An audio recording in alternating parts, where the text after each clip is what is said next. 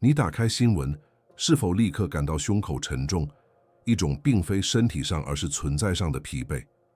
你滚动社交媒体的动态，是否感觉自己的生命能量被那些看似无休止的愤怒循环、毫无解决方案或是基金战的政治辩论所耗尽？看着你周围的庞大系统，无论它被称为民主、自由，或是集体和谐，你是否曾默默地问过自己，在这一切之中，你真正的力量在哪里？作为一个独立的个体，你究竟能做些什么来改变事态的走向？这种感觉就像在一个巨大的棋盘上当一个小棋子，被五行的手和并非你创造的规则所移动，正是定义我们这个时代的焦虑，一种让我们感到沮丧和无力的公民倦怠。这种感觉就像一片随风飘荡的鞋子被外部时间的风暴所席卷，这是现代人的默认状态。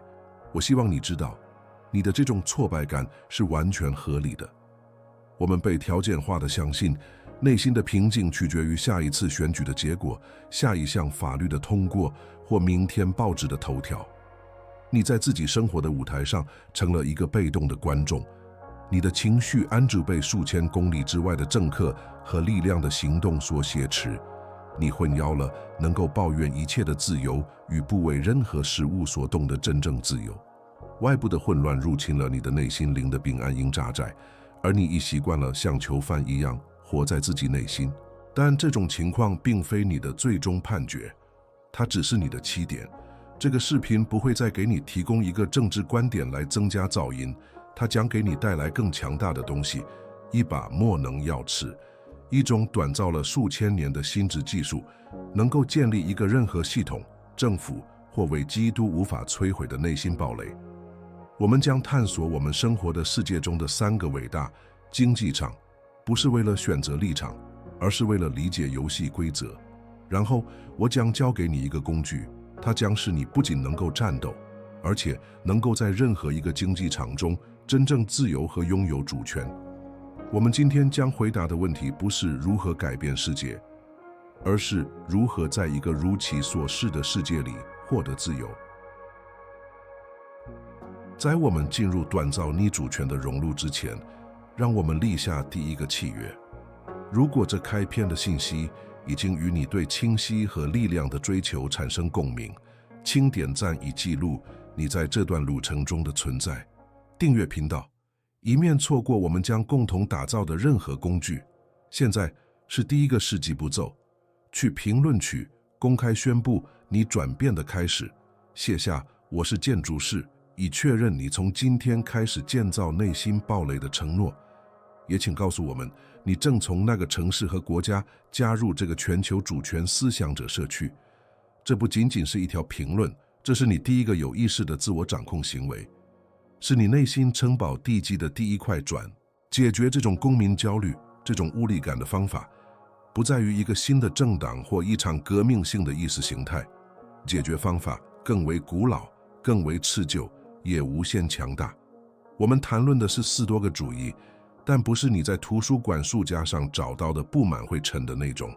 把它看作一种个人主权技术，一个为人类心智设计的操作系统，旨在在极端压力和绝对混乱中运行。它是一种灵魂的无助，不是教你如何打破砖块，而是如何打破束缚你的精神枷锁。它是一套工具，允许个体建造一个坚不可摧的内心城堡，任何外部的保证或社会动荡都无法上其分毫。这是内在力与不白之地的科学。现在，让我们进行你生命中最重要的战略性重构。你被教导相信，自由是按照你的意愿塑造外部世界的权利，但这个定义是一个陷阱，因为外部世界在很大程度上超出了你的控制。真正的自由，唯一不可动摇和无条件的自由，是对你内心城堡的绝对掌控。你的思想、你的反应、你的选择和你培养的品格、政治、经济、社会，所有这些不再是你痛苦的来源，而成为意志的竞技场。它是你的训练场，你的健身房，是你练习唯一重要艺术的地方。无论被强加和宠环境，都能有美的、有勇气、有诸境的生活的艺术。这不是一个心因或是言行的想法，这是一个在最高权力和责任层面上经过考验的原则。罗马皇帝马克·奥勒留通知照他那个时代最严阔、最复杂的系统，他站在有史以来最大的政治经济场的顶端。然而，在他我们今天称之为沉思律的个人笔记中，他写的不是如何控制他人，而是如何掌控自己。他明白，他真正的帝国不是由土地和军团构成，而是由他自己的思想、判断和行动构成。那个拥有改变世界权力的人，每晚都致力于联系唯一真正重要的改变，他自己灵魂的改变。他教导我们，主权不是你占据的宝座，而是在你内心建造的堡垒。现在，我们进入融入的核心，进入内心城堡建筑时的武器库。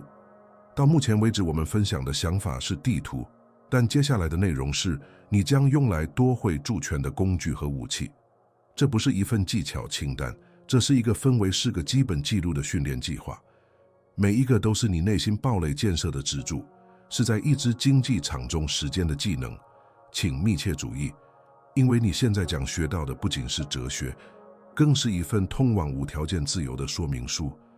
让我们开始这段又变好的路程，它将把你从一个反应性公民转变为一个主权公民，能够在任何系统、任何政府、任何时代中茁壮成长。第一条规则，你所有力量的基础是用控制而分发挥至战场地图。这是打开所有其他们的莫能钥匙。它短言，在任何情况下，宇宙中只有2类事物，那些在你的控制之下的和那些不在的。在你的控制之下的是你的思想、你的判断、你的反应、你的选择、你的品格。在你的控制之外的是其他一切，选举的结果、他人的意见、经济、天气、疾病、死亡。主权公民将他的整个人生策略建立在这种根本而无情的区分之上。这里的内心冲突是巨大的，因为未经训练的心智是一台试图控制不可控制物的机器。你花费巨大的精力去担心政客的决定，因交通堵塞而拒改，因别人对你的看法而恼怒。这是你所有焦虑和疲惫的根源。这就像试图通过对云大喊来组织风暴。你的自然倾向是相信你的幸福与和平取决于整理好外部世界，使其完美符合你的期望。这是通往痛苦生活的保证配方，一场你永远无法赢得的战斗，因为你在错误的领土上战斗。想象一下，你是一个在罗马斗兽场中心的角斗士。你控制什么？你用剑的技巧，你的勇气，你的记录，你的动作，你的呼吸。你无法控制皇帝的情绪、人群的呐喊、脚下沙子的质量，或者你的对手是否会绊倒。愚蠢的交斗是专注于皇帝，试图猜测他的想法，并被人群分心，寻求他们的认可。智慧的交斗是主权者忽略所有这些，他将180%的注意力集中在卓越地战斗上，完美地使用他拥有的唯一工具，他的身体和他的意志。他知道胜利不在于区越人群，而在于优美的地战斗。通过应用控制而分法，你停止在不可能的战斗中浪费你的意志力，并将其中心导向唯一重要且你能赢的战斗，为自己而战的战斗。你成为自己经历的外科手术是战略家。你所寻求的和平，不是在世界最终平静下来是到来，而是在你最终明白什么属于你，什么不属于你是到来。这种清晰赋予你一种积极的主境，一种强大的平静。它不是被动，而是对真正重要事物进行强烈而明智专注的结果。你变得自由，不是因为外部的枷锁消失了，而是因为你意识到它们从未束缚着你。现在，你的第一次练习，那一张纸或打开一个记事本，写下此刻正压在你心头的最主要的政治或社会担忧。现在，在页面中间画一条线，在左边列出这个担忧中所有完全超出你控制的方面，在右边列出那少数的，也许1-2个100%在你控制之下的事情，你的反应，你从可靠来源获取信息的决定，你在当地社区的行动，感受只专注于有厕所带来的解脱和力量，每天都这样做。第二条规则是区分经济舱规则和你的游戏策略。我们生活的政治系统，无论是美国的个人自由理想，还是中国的集体和谐理想，或任何其他，从你的训练角度来看，并非根本上的好或痞杂，它们只是不同的经济场，各有其规则、优势和劣势。主权公民不花生命去抱怨游戏规则，相反，他研究它们，理解它们，并指定处在其中既优美的又有效率的最佳策略。他是一个玩家，不是一个评论员。冲突是深刻的，因为我们是部落生物，我们在情感上依附于我们的系统，我们的经济场，并将其作为我们身份的一部分来捍卫。我们花费时间在激烈的辩论中，试图证明我们的规则是最好的，而别人的规则是破坏性的。这种盲目的忠诚阻止我们清晰地看问题，它把我们变成了热情而非理性的球迷，而不是战略性和挂应性强的玩家。你的任务不是去爱或恨你被治愈的竞技场，你的任务是理解它的地形、它的陷阱和它的机会，这样你就能抑制回合政治导航器中，同时保持你内心城堡的完整。想一想，以为无助大事，对他来说，在一场有特定规则的拳击台上的战斗，与在柔道垫上或在户外不平坦地面上的战斗是不同的。他不会抱怨在拳击中不能用踢腿，或者在柔道中不能出拳，那是无用的。相反，他研究每个竞技场战的规则，并调整他的策略。他明白他的力量不来自外部规则，而是来自他的内部原则：平衡、记录、反应时间、勇气。同样，你的自由不取决于政治系统，而取决于你在任何系统内应用你美的原则的能力。通过采纳这种心态，你超越了吞噬所有人的两极分化和愤怒。你不再是一个被动的棋子，而成为一个战略观察者。你能以他人不具备的清晰，都分析任何系统的承诺和心理成本。有捍卫个人自由理想产生的焦虑，或有追求集体和谐理想产生的顺从压力，都变成了你策略中需要考虑的数据。你获得了一种精神上的灵活性和人性，是你在世界任何地方都有效率和注境。你玩游戏，而不是被游戏所玩。你对这条规则的联系是一个中立观察的练习。下一次当你读到或看到关于一个与你的政治制度不同的国家的新闻时，地址最初的判断或谴责冲动，相反，是朝像一个战略家一样，客观地识别那个社会的3个游戏规则。宣称的价值观是什么？权力是如何行事的？那些行为受到奖励，那些受到惩罚。目的不是赞同或不赞同，而是训练你的头脑去分析战场，而不是情绪化地对其做出反应。第3条规则是锻造你的主要武器，积极的美德。在经济场内，在政治混乱和不确定性中，你的检和盾是什么？不是你的观点、你的党派或你的财富。你的主要武器，唯一永远不会被夺走的是你的品格。史多格主义通过4种基本美德来定义这一点：智慧、区分好、屁和无所谓的能力；正义、公平和善意地对待他人；勇气、做正确的事即使很困难；和价值、挂读和自我控制。每一种情况，每一次政治危机，都是训练和会悟这些武器的机会。这里的冲突在于，现代社会教导我们把外在的东西看得高于一切：地位、认可、舒适、物质成功。我们被教导去问：我能从中得到什么？而不是这样做会让我成为谁。选择美的常常意味着选择更艰难的道路，一条充满不化、牺牲和不受欢迎的道路。它要求你违背最基本的自我保护和及时满足的冲动。做个懦夫、不公、愚蠢或放纵要容易得多。美的不是一种被动的状态，它是一场积极的战斗，一个你必须在一天中的每一刻都做出的有意识的选择。想象一下，你的灵魂是一个短早寒，生活给你带来的每一个挑战，一则令人分开的新闻，一次与家人关于政治的争论，一个在工作中走解结晶的机会，都是进入端遭汗的生铁。你的反应是锤子，你可以被动和草路地捶打这块金属，制造出一把脆弱而弯曲的刀片，它将在第一次战斗中就这段。或者你可以有意识地以练习用起正义和智慧的意图来捶打它。每一次深思熟虑的敲击，你都在加热、弯曲和塑造你的品格，锻造出一把坚不可摧的政治之武器，一把在黑暗中闪耀的刀刃。通过专注于美德，你获得的力量是绝对的自给自足。你的自尊和价值感不再依赖于外部的验证，而是从内部产生。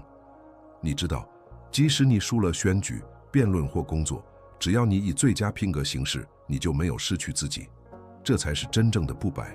政治和世界成为你个人的道场，你灵魂的训练场。你开始把每一次互动不看作是对你平静的威胁，而是成为更智慧、更公正、更勇敢和更自律的机会。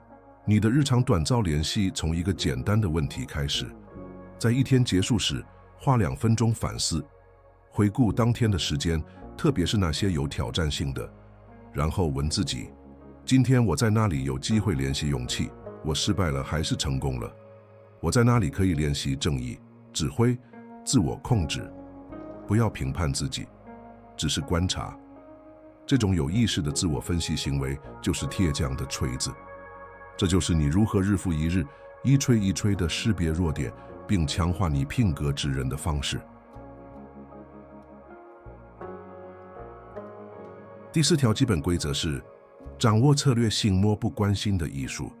你大部分的精神痛苦并非来自时间本身，而是来自你赋予它们的价值。斯多葛主义者明白，像财富、健康、生育甚至死亡这样的东西本质上是无所谓的。这并不意味着你不应该偏爱健康而非疾病，或财富而非贫穷。这意味着你的最高山、你的美德和你的品格不依赖于这些东西中的任何一个，它们是原材料，是游戏的条件，但它们不是奖品。真正的奖品是，无论你拿到什么牌，都要把游戏玩好。这也许是最难内化的想法，因为它与我们被变成去相信的一切背道而驰。我们的文化建教早说，你的幸福取决于拥有完美的身体、完美的事业、完美的关系和完美的声誉。你的心渴望这些东西，拥有时紧抓不放，失去是绝望。策略性的漠不关心听起来冷酷无情，但它恰恰相反，它是让你能够更充分地爱任何事物，而不会引起不可避免的失去而被摧毁的工具。这是深刻关怀的艺术，而不会成为制造的努力。把你的心境想象成杯子里精致的水，每一个你判断为好或屁的外部事件，都是你扔进这杯水里的一块石头。一次生枝，石头；一条在线评论，石头；一个你讨厌的选举结果，一块巨大的石头。你的心境持续动荡，随便的浑浊，无法清晰地反映现实。策略性的漠不关心，不是倒空杯子，而是学会看清石头的本质。它们只是石头，它们本身并无好屁之分，是你对它们的判断赋予了它们扰乱你平静的力量。斯多葛大师看着石头落下，让水在它周围平静下来。通过掌握这门艺术，你获得了一种超能力，镇定自若。你带着一种目标感和冷静在时间行走，别人会误以为是疏远，但实际上是最深层的投入。你可以充满激情地为一个正义的事业奋斗，但你的内心平静不会取决于胜利。你可以建立成功的事业，但你的价值感不会因一次失败而毁灭。你变得像一个见识光滑的球体，事实在气上滚动而无法附着。你在心理上变得不可动摇，这给了你清晰和精力，让你在世界上更有效地行动。要练习策略性的漠不关心，可以从一个叫做 premeditatio malorum 或对不行的语言的练习开始。每天早上想象你真实的东西，你的工作、你的人际关系、你的健康。现在想象失去他们，想象你的一天以各种可能的方式完全出错。目的不是被关，而是为了给自己接种疫苗，以对抗真量和绝望。通过在心理预言时区，你减少了对这些无所谓的事物的非理性之兆。你提醒自己，即使在最坏的情况下，你的内在力量，你医美的行事的能力也完好无损。你为一天的战斗做好了准备。第5条规则是一个彻底的视角转变，将你的对手变成训练伙伴。在政治和社会的竞技场中，你会遇到那些观点和行为似乎与你所信奉的一切截然相反的人。自然的冲动是把他们看作敌人，看作是你幸福和世界进步的障碍。然而，主权公民以不同的方式看待他们，他把他们看作是宇宙派来测试和加强他美德的不可或缺的训练伙伴。他们是他灵魂健身房里的砝码。内心冲突是显而易见且强大的，愤怒和蔑视是有人的情绪，他们给我们一种道德上的确定感和部落归属感，要么化对方比试图理解对方，或者更难的是利用对方来提升自己，要容易得多。心智需要一个明确的反派，他渴望将世界划分为我们对他们。接受那个侮辱你的人或你增额的政客，实际上是你成长的工具，需要大多数人永远无法达到的谦逊和自我控制水平。马克·奥勒留给了我们一个完美的比喻，他说，人是为彼此而存在的，因此我们应该教导他们或忍受他们。想象你正在为马拉松训练，什么能让你更强壮？只在晴天平地上跑步，还是你风上坡在雨中跑步？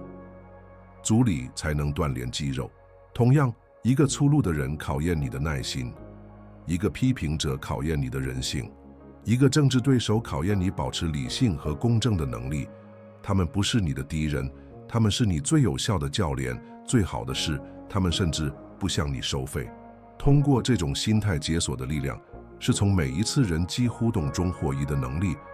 再也没有人有能力毁掉你的一天，因为每一个挑战都成了一个机会。愤怒转变为好奇，挫败感转变为一个代价的谜题。你不再试图改变别人，而是开始利用他们的行动来完善自己。这不会让你变得被动，相反，它让你能够以一种比愤怒和分开更有说服力的清晰和冷静参与辩论和行动。你成为一个更有效的变革推动者，因为你不再被你试图不灭的火焰所吞噬。你对这条规则的联系是今天找到你的训练伙伴。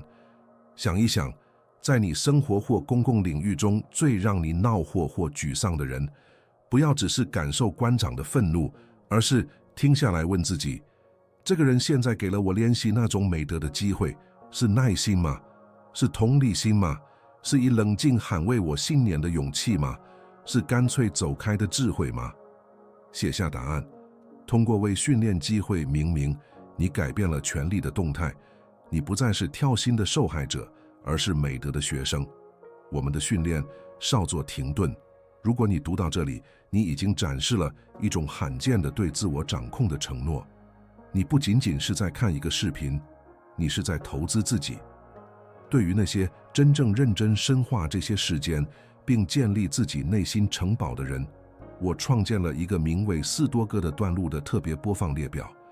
它包含了关于记录人性和专注的最有力的视频，把它看作你训练的下一个级别。我会把连结放在描述中。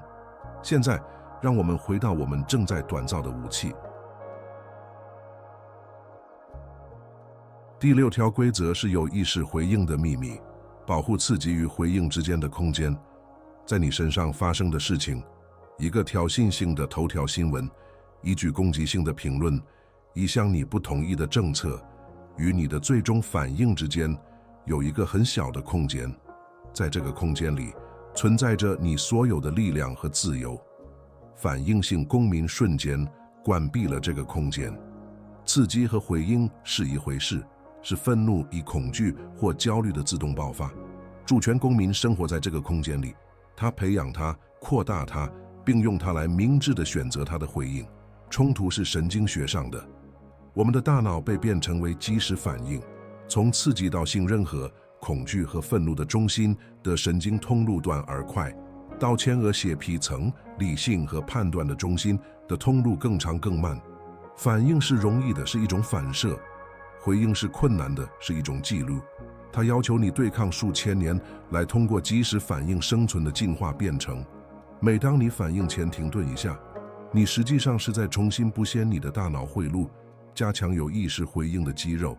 想象这个空间是你称报外门，你的感官和王座室，你的理性思维之间的一个尤为强的小庭园。一个心事，一个刺激，带着消息冲过大门。反应迟钝的兽尾立刻打开王座室的门，让心事尖叫着冲进来，引起恐慌和混乱。训练优素的兽尾主权者在庭园里拦着心事，他只问他：你是谁？你带来的消息是事实还是观点？它是我能控制的吗？他需要立即回应吗？只有在这次冷静的分析之后，他才决定将什么样的信息，以及以何种方式呈现给过往。拥有这个空间，让你能够控制自己。再也没有什么或任何人可以按你的按钮，因为你已经移出了按钮。你不再是一个情绪先被外部事件和他人拉扯的木偶，你成为自己的主人。这种不被第一波情绪冲走的能力，让你能够以水晶般清晰的视角看待情况，做出更好的决定，并以建设性而非破坏性的方式与他人互动。真正的自由不是没有问题，而是选择如何回应他们的能力。你扩大这个空间的练习是策略性暂停。在接下来的1周里，承诺在回应任何非微不足道的刺激之前引入一个暂停。在回复一封闹人的邮件前等10分钟，在加入在线讨论前深呼吸3次，在对一则令人真亮的新闻做出反应前站起来在房间里走走。利用这段时间问自己，这里最优美的回应是什么？最有效的回应是什么？你会惊讶地发现，你多少习惯性的反应是不必要合适的起范的。第7条规则是一项持续警惕的工作，在你心智的大门处站岗。你的心智是你内心城堡的柱门，如果你让这扇门无人看管，任何游荡的思想，任何外部的意见，任何可怕的印象都可以进来掠夺你的平静。主权公民在这扇门前扮演一个严格的哨兵，他检查每一个试图进入的思想，并问道：你是基于现实的吗？你是有用的吗？你是在我的控制之下吗？他学会只对那些真实、有用并与他的原则一致的思想给予同意，并拒绝所有其他的进入。冲突在于我们认同我们的思想。我们相信，如果一个思想出现在我们的脑海里，它就必须是我们的，必须是真实的。违禁训练的心智是沉思、担忧、判断和恐惧的混乱和不间断的流动。我们淹没在这条河里。你不是你的思想，这个想法是个明星的。练习观察你的思想而不认同它们，把它们当作天空中飘过的云，而不是你存在的本质，是可以学习的最困难和最解放的技能之一。艾比克泰的一个成为最伟大4多个大事之一的努力，出色地教导了这种做法。他告诉我们，要把每一个心理印象都当作一个来到门口的陌生人来对待。你不会为任何人开门，你首先会问：你从哪里来？同样，当一个关于政治未来的焦虑想法出现时，哨兵会挑战它：你是一个事实，还是只是我头脑创造的一个在男性场景？你代表现实，还是只是我的解释？大多数我们的思想都是某名定体者，他们是伪装成事实的意见和恐惧。哨兵揭穿他们，并把他们赶走。保持这种警惕的结果是心智的清晰。4多个注意者称之为 apathia， 这不是现代意义上的对任何适度无所谓的冷漠，它是一种主静和平衡的状态，来自于不被非理性的激情和错误的判断所干扰。你的心智曾经是一个嘈杂混乱的市场，变成了一个安静有序的寺庙。正是从这种内心的平静状态中，诞生了最好的决定、最勇敢的行动和最深刻的创造力。通过控制进入你心智的东西，你控制了你内心世界的质量，而这反过来又决定了你生活的质量。你的烧冰联系是一个心理标签联系。在一整天中，每当你发现自己被一个消极或焦虑的想法所主导时，停下来并给它贴上心理标签，对自己说：我正在有未来会很糟糕的想法，或我注意到一个关于那个人的判断。仅仅命名这个想法的行为，就将它与你分开了。它将它从一个压倒性的事实转变为一个客观察的心理事件。你不再是哪个想法，你是那个想法的观察者。这是夺回你心智大门控制权的第一步，也是最关键的一步。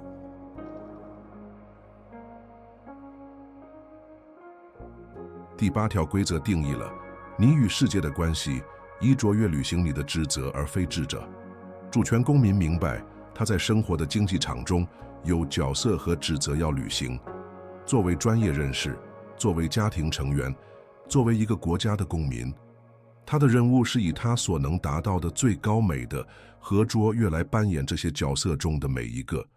然而，他完全放下对他行动结果的指招，他专注于他努力的质量，而不是他工作的成果。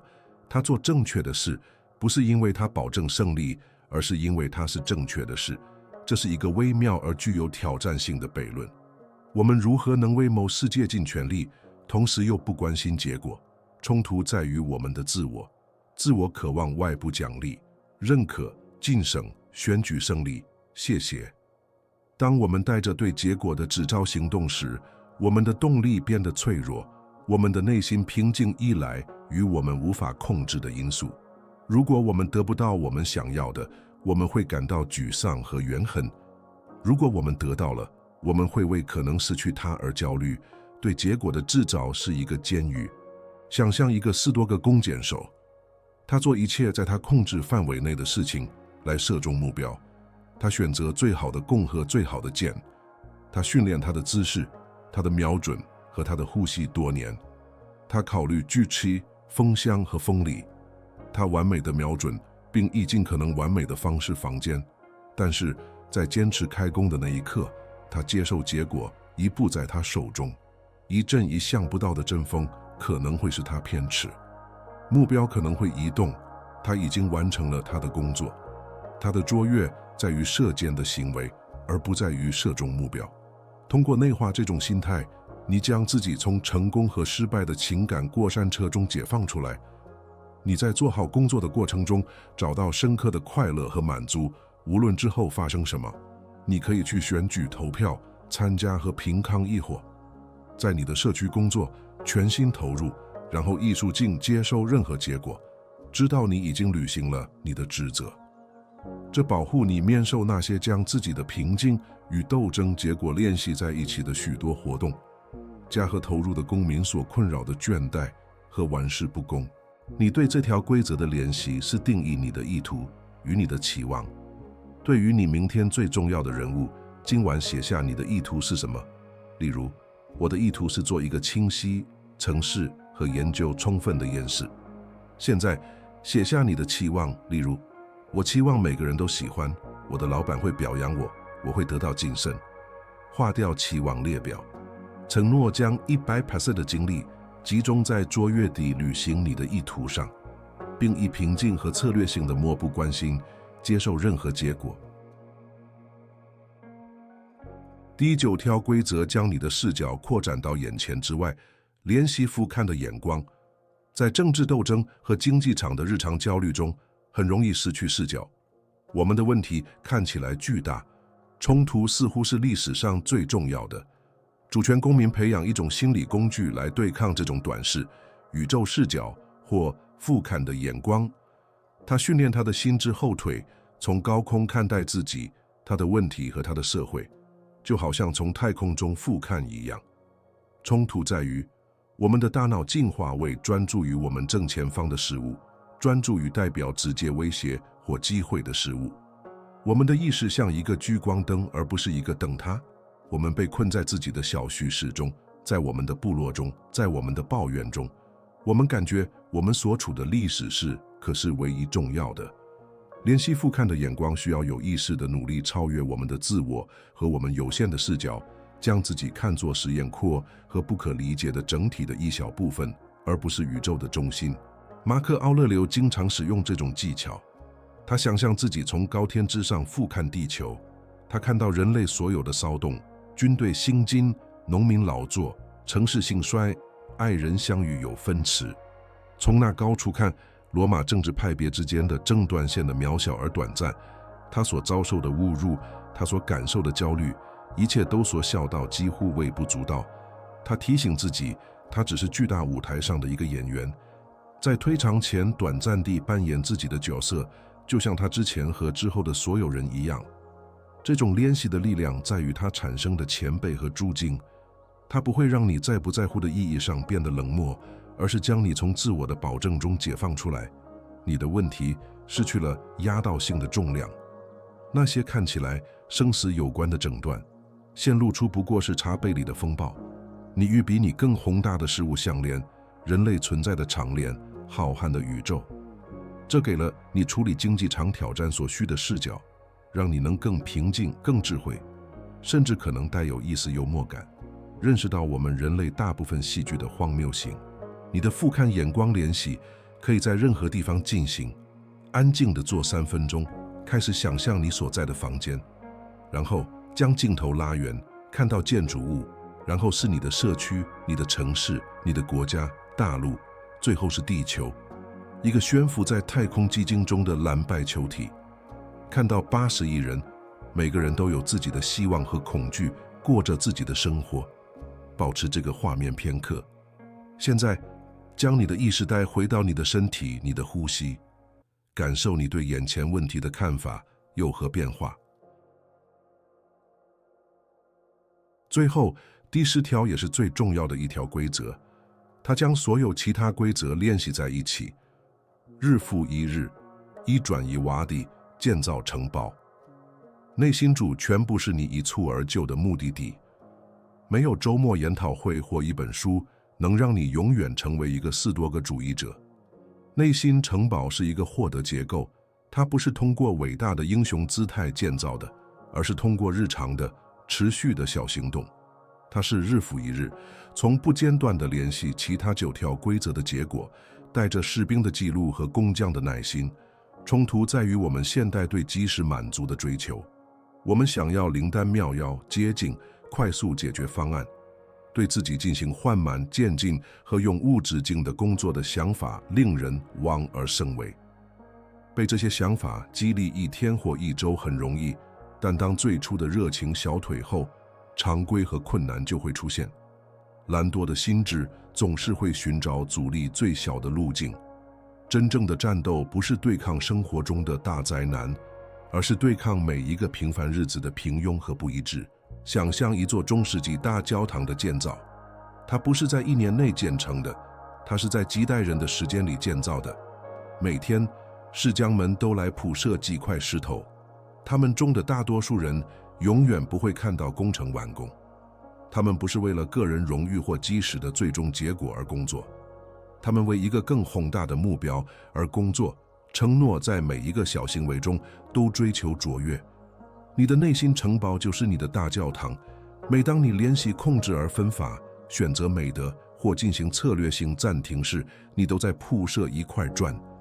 每一天，城墙都变得更高一点，更强一点。你通过这种日常记录建立的力量，是真实而持久的人性。你变得强大，不是因为你生来就强大，而是因为你通过可以和持续的练习，使自己变得强大。你的自由和你的平静不再是理论概念，而是活生生的品质，融入你的习惯和你的自动反应中。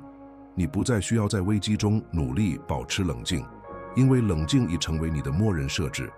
你建造了一个如此坚固的内心避难所，以至于外部世界的风暴可以来来去去，但在你的城堡内，你保持安全、主静和掌控。你的最终联系，粘合所有砖块的水呢，是对日常意识的承诺。每天早上或每天晚上留出10到15分钟进行你的4多个训练，用这段时间读一段塞内卡或马克·奥勒留的文字，用它来写日记，联系规则3的自我分析，用它来做规则4的不幸语言。无论你做什么，但每天都要做。这个日常承诺是最激进的主权行为。这是你向自己宣告，塑造你的品格是你生命中最重要的人物。我们这次会面的结束，却是你路程的真正开始。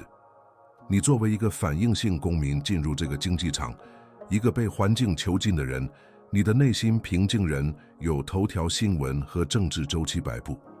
现在你拥有了内心城堡建筑师的地图和工具，你明白，真正的自由不是改变系统的权利，而是在任何系统内都表现出色的力量。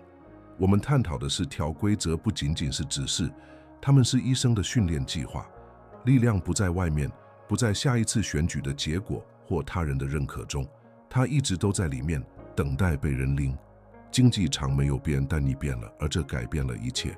现在是你作为主权公民的第一个正式行动的时刻。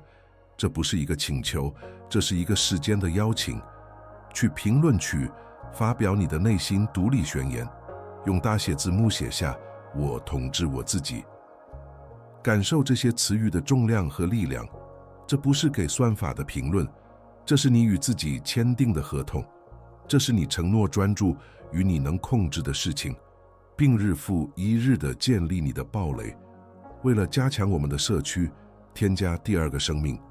我看到了最后呢，这向所有聚集在这里的人表明，这里聚集的是有承诺的人，他们不寻求简单的解决方案，而是寻求真正的自我掌控。如果这个信息在你灵魂的基石上产生了共鸣，请巩固你的承诺，点赞作为你意图的印记。订阅已加入这个正在此刻在世界各地建造自己城堡的建筑师军团。最后，履行你作为4多个主义者的责任，为人类社区做出贡献。将这个视频分享给你认识的某个在当前混乱中感到焦虑、沮丧和无力的人。分享的行为不是为了帮助一个频道成长，而是将一个解放的工具衍生给另一个人。就像用你的火炬点燃别人的火炬，而不会减少你自己的火焰。建造你的城堡，通知你自己，并帮助他人也这样做。